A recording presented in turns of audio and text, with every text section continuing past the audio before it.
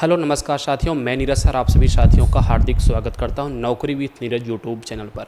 आपके लिए लेकर के चल रहा हूं बहुत ही शानदार स्टैटिक जीके का प्राइम शो, ताकि आप बहुत ही कम समय में एक एक टॉपिक को बहुत डिटेल से समझ सकें और उस टॉपिक से संबंधित क्वेश्चंस को भी कर सकें। और आज हमने आपके लिए चुना है भारतीय अर्थव्यवस्था का बहुत ही ज़बरदस्त टॉपिक, और उस टॉपिक का नाम है अर्थव्यवस्था के क्षेत्र यानी सेक्टर्स ऑफ इकोनॉमी। भारतीय अर्थव्यवस्था को कितने क्षेत्रों में विभाजित किया गया है? देखो बच्चे, वैसे तो सामान्य रूप से हम कह सकते हैं 5 क्षेत्रों में विभाजित किया जाता है, लेकिन सामान्य रूप की बात अगर हम मुख्य रूप से करें तो अर्थव्यवस्था को 3 क्षेत्रों में विभाजित किया जाता है। अब आपके मन में एक सोच आना चाहिए कि सर ये बताओ, इस सेक्टर्स में विभाजित करने का मतलब क्या होता है? अर्थव्यवस्था को किस लिए अलग अलग क्षेत्रों में विभाजित किया जाता है? तो मैं आपसे कहूँगा, अध्ययन की सुविधा की दृष्टि से इसको अलग अलग क्षेत्रों में क्या किया जाता है? विभाजित किया जाता है। तो कैसे हम अध्ययन करें इसके लिए, मतलब एक ही प्रकार के अगर गुणधर्म होंगे प्रोडक्ट्स में तो उनको एक ही श्रेणी में रखा जाएगा। जैसे कोई प्रोडक्ट हो सकता है जो प्रकृति से मिलता हो, उसको एक श्रेणी में रखते हैं। कोई ऐसा प्रोडक्ट हो सकता है जो इंडस्ट्री से मिलता हो, उसको एक श्रेणी में रखते हैं। कोई ऐसा प्रोडक्ट हो सकता है जो सर्विस हो, उसको एक श्रेणी में रखते हैं। तो आइए फटाफट समय न गंवाते हुए हम बात करते हैं अर्थव्यवस्था के क्षेत्र। अगर आप ध्यान से देख पाओगे तो भारतीय अर्थव्यवस्था को मुख्य रूप से 5 क्षेत्रों में विभाजित करने का प्रावधान किया गया है। कौन कौन से क्षेत्र हैं? एक है प्राइमरी सेक्टर यानी प्राथमिक क्षेत्र, एक है द्वितीयक क्षेत्र यानी सेकेंडरी सेक्टर, एक है तृतीयक क्षेत्र यानी टर्शियरी सेक्टर, एक है चतुर्थ क्षेत्र यानी क्वैटिनरी सेक्टर, और एक है पंचम क्षेत्र यानी क्वैनरी सेक्टर। तो हम आपको ये बताएंगे कि प्राथमिक क्षेत्र क्या है, द्वितीयक क्षेत्र क्या है, तृतीयक क्षेत्र क्या है, चतुर्थ क्षेत्र क्या है और पंचम क्षेत्र क्या है, और उससे रिलेटेड क्वेश्चंस को भी सॉर्ट करेंगे। तब जा कर के आप कंफर्म तरीके से ये बात क्लियर कर पाओगे कि किस तरीके से हम लोग सवालों को करने का प्रयास कर रहे हैं। तो चलिए फटाफट अंदाज में सबसे पहले हम आपको बात करते हैं प्राथमिक क्षेत्र के बारे में। देखो बच्चे, प्राथमिक यानी प्राइमरी यानी शुरुआत। तो प्राथमिक क्षेत्र क्या है? प्राथमिक क्षेत्र में किस किस चीज़ों को शामिल करते हैं? आज के बाद कभी यहाँ से सवाल गलत नहीं करना है आपको। प्राथमिक क्षेत्र का मतलब ऐसे सभी प्रोडक्ट्स जो हमको प्रकृति से मिलते हैं उनको हम प्राथमिक क्षेत्र में रखते हैं। बस नीरज सर की एक साधारण बात याद रखना, जो जो चीज़ें हमको प्रकृति से मिल जाए उन सभी को हम किस में रख लेते हैं?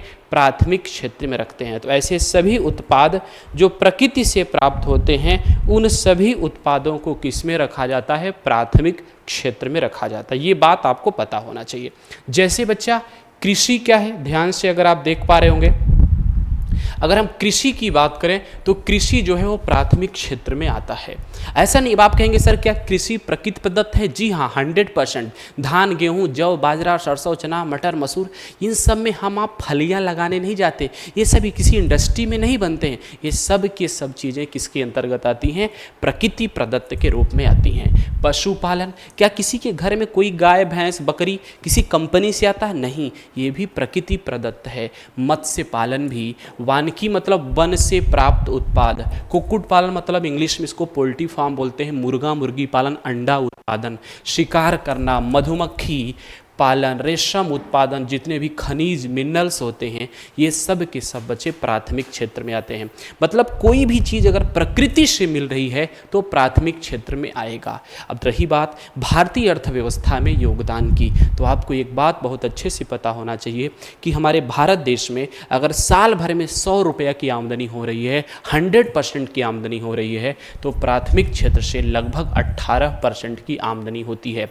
यानी 18% लगभग भारतीय अर्थव्यवस्था में प्राथमिक क्षेत्र का योगदान है। समझ में आ रहा है ना? अब रही बात बच्चे, इसमें लोग काम भी करते होंगे, तो रोजगार में योगदान कितना है? 48 से 49%। इसीलिए प्राथमिक सेक्टर को बैकबोन ऑफ इंडियन इकोनॉमी भी कहा जाता है, भारतीय अर्थव्यवस्था का मेरुदंड भी कहा जाता है। ये बात आपको पता होना चाहिए। प्राथमिक क्षेत्र को कृषि क्षेत्र भी कहा जाता है। और बच्चे, इसमें जो काम करने वाले व्यक्ति होते हैं ना, इन्हें रेड कॉलर जॉब की श्रेणी में रखा जाता है। किसमें? Red collar job. उम्मीद करते हैं कि आपको प्राथमिक क्षेत्र से संबंधित सारे के सारे क्वेश्चंस अगर आएंगे तो आप आराम से कर लेंगे। तो आइए हम आपको अब द्वितीयक क्षेत्र की ओर ले चलते हैं और बात करते हैं सेकेंडरी सेक्टर क्या होता है, द्वितीयक क्षेत्र क्या होता है। देखिए बच्चा, द्वितीयक क्षेत्र को बोलते हैं इंडस्ट्री सेक्टर। मतलब इसमें ऐसे सभी प्रोडक्ट्स को शामिल करते हैं जो इंडस्ट्री में बनता हो। कहाँ बनता हो? इंडस्ट्री में बनता हो। उन सभी चीज़ों को हम लोग द्वितीयक क्षेत्र में शामिल करते हैं। कॉपी, किताब, कपड़े, मोबाइल, टीवी, फ्रिज, कूलर, पंखा, गाड़ी, मोटर, एसी, तार, बोर्ड, बल्ब, समझ में आ रहा है ना? ये सब सारी चीज़ें, आपका इत्र हो गया, आपकी दवाएं हो गई, सारी चीज़ें कहाँ बनती है? इंडस्ट्री में बनती हैं। तो जो जो चीज़ें, कॉमन सेंस लगाओ, जो जो चीज़ें इंडस्ट्री में बनती हैं उन सब को द्वितीयक क्षेत्र में रखा जाता है। और लेकिन बच्चा, अगर इंडस्ट्री की प्रोडक्ट्स बनानी है तो उसके लिए कच्चा माल चाहिए, और कच्चा माल प्राथमिक क्षेत्र से जाता है। हमने आपको कई बार क्लासेस के दौरान बताए भी होंगे, फिर से बता रहा हूँ। जैसे चीनी बनाना है तो गन्ना चाहिए, और गन्ना प्राथमिक क्षेत्र से जाएगा। जैसे शराब बनाना है तो उसके लिए अनाज या फल की ज़रूरत पड़ेगी, और अनाज या फल भी कहाँ से जाएगा? प्राथमिक क्षेत्र से जाएगा। तो ये सब चीज़ें जो होती हैं वो प्राथमिक क्षेत्र के अंतर्गत आती हैं। तो क्या लिखा है? अर्थव्यवस्था का वह क्षेत्र जिसमें प्राथमिक क्षेत्र के उत्पाद कच्चे माल के रूप में प्रयोग हों और मशीनों का प्रयोग करके नए उत्पाद का निर्माण कर दिया जाए, उसे क्या कहा जाता है? द्वितीयक क्षेत्र कहा जाता है। और यह बात आप बहुत अच्छे से जानते होंगे। अब रही बात भारतीय अर्थव्यवस्था में योगदान का, तो लगभग 29% योगदान भारतीय अर्थव्यवस्था में द्वितीयक क्षेत्र का है, और साथ ही साथ रोजगार में भी योगदान लगभग 28% का है। यानी साल भर में भारत में जितने लोग काम करते हैं उसके लगभग 28% लोग अकेले कहाँ काम करते हैं? इंडस्ट्री में काम करते हैं। और इसे ब्लू कॉलर जॉब की श्रेणी में रखा जाता है। किस में रखा जाता है? ब्लू कॉलर जॉब की श्रेणी में। अब आइए हम आपको बताते हैं तृतीयक क्षेत्र। तृतीयक क्षेत्र क्या होता है? टर्शियरी सेक्टर क्या होता है बच्चे? Tertiary sector that's called service sector. इसको सेवा क्षेत्र के नाम से भी जाना जाता है। इसमें सेवाओं को शामिल करते हैं, शिक्षा, चिकित्सा, बैंकिंग व्यवस्था, दूरसंचार व्यवस्था, शासन, प्रशासन, परिवहन, व्यापार, वाणिज्य, वित्त, मतलब जिसको हम सिर्फ महसूस करते हैं। और वे प्राथमिक और द्वितीयक दोनों को सेवाएं अगर प्रदान कर रहा हो तो उसे तृतीयक क्षेत्र कहा जाता है। प्राथमिक और द्वितीयक, जैसे शिक्षा है, चाहे किसान का बेटा बेटी हो, चाहे उद्योगपति का बेटा बेटी हो, उन दोनों के लिए क्या होगी? शिक्षा की ज़रूरत होगी। उसके बाद चाहे चिकित्सा हो, किसान भी बीमार पड़ेगा, चाहे उद्योगपति बीमार पड़ेगा, दोनों के लिए चाहिए। बैंकिंग हो, वित्त हो, व्यापार हो, वाणिज्य हो, सॉफ्टवेयर, परिवहन, रियल इस्टेट, विधि, प्रशासन, शासन, सिनेमा, पर्यटन, दूरसंचार, मतलब ये सारी चीज़ें सेवाओं के अंतर्गत यानी तृतीयक क्षेत्र के अंतर्गत आती हैं। और रही बात भारतीय अर्थव्यवस्था में तृतीयक क्षेत्र का योगदान सबसे ज़्यादा है, जो लगभग 53% का है, और काम करने वाले लोगों की संख्या मात्र 24 से 25% है। तो बच्चे, भारतीय अर्थव्यवस्था में सबसे ज़्यादा योगदान किस क्षेत्र का है? तृतीयक क्षेत्र का है। और रोजगार में सबसे ज़्यादा योगदान किस क्षेत्र का है? तो प्राथमिक क्षेत्र का है। तृतीयक क्षेत्र को सेवा क्षेत्र भी बोलते हैं, और इसमें जो काम करने वाले लोग हैं, काम करने वाले व्यक्ति हैं, उनको वाइट कॉलर जॉब के नाम से जाना जाता है। उम्मीद करते हैं कि प्राथमिक, द्वितीयक और तृतीयक में आपको किसी भी प्रकार की कोई समस्या नहीं होगी। अब रही बात चौथा क्षेत्र और पांचवा क्षेत्र। देखो एक बात बता दें, चौथा और पांचवा ये दोनों क्षेत्र भी तृतीयक क्षेत्र के ही अंतर्गत आते हैं, क्योंकि ये सेवा होते हैं। मैं आप लोगों को लिख करके दिखा दे रहा हूँ। देखो लिखा है, नोट करके हमने बड़े बड़े शब्दों में लिखा है आपके लिए। और नोट यही है कि चतुर्थ क्षेत्र और पंचम क्षेत्र तृतीयक क्षेत्र के बड़े रूप होते हैं। चतुर्थ क्षेत्र और पंचम क्षेत्र तृतीयक क्षेत्र के बड़े रूप होते हैं। क्वाइटनरी सेक्टर, चतुर्थ क्षेत्र में क्या क्या चीज़ें होती हैं? तो बच्चे इसमें मुख्य रूप से ज्ञान आधारित सेवाओं को शामिल करते हैं। इसमें मुख्य रूप से ज्ञान से संबंधित सेवा, देखो सेवा को शामिल करते हैं ना, इसीलिए बोला यह तृतीयक क्षेत्र में आता है। कौन कौन? जैसे रिसर्च सेंटर हैं, रिसर्च इंस्टीट्यूट हैं, आपका इसरो है, कोई भी अनुसंधान संस्थान होगा, सॉफ्टवेयर बनाने वाले हैं, कर प्रबंधक हैं, शेयर बाजार वाले हैं, इन सबको चतुर्थ क्षेत्र में रखा जाता है। और चतुर्थ क्षेत्र में काम करने वाले व्यक्तियों को ग्रे कॉलर जॉब की श्रेणी में रखा जाता है। किस में रखा जाता है? ग्रे कॉलर जॉब की श्रेणी में। आइए अब आपको पंचम क्षेत्र की बात बता देते हैं। पंचम क्षेत्र क्या है सर? पंचम क्षेत्र में सबसे उच्च किस्म की सेवाओं को रखा जाता है। देखो लिखा है, यह सबसे उच्च किस्म की सेवाएं होती हैं और इसमें मुख्य रूप से नीति निर्माताओं को शामिल किया जाता है। नीति निर्माता मतलब समझते हैं, आपके जो सांसद होते हैं, विधायक होते हैं, मंत्री, मिनिस्टर, राष्ट्रपति, उन सबको शामिल करते हैं और इसमें काम करने वाले व्यक्तियों को गोल्ड कॉलर जॉब में रखा जाता है। तो उम्मीद करते हैं कि आपको प्राथमिक, द्वितीयक, तृतीयक, चतुर्थ और पंचम सभी सेवाओं से संबंधित सारी चीज़ें कंप्लीट तरीके से समझ में आ गई होंगी। बहुत ही कम समय मैंने आपका लिया है और आइए इससे संबंधित थोड़ा सा क्वेश्चंस भी हम आपको बता देते हैं। 2 मिनट में कुछ क्वेश्चंस फटाफट बता देते हैं और आप खुद ही कर लोगे, मुझे बताने की ज़रूरत नहीं पड़ेगी। क्वेश्चंस क्या है, ध्यान से देखो, फटाफट देखिए, सवालों का जवाब दीजिए।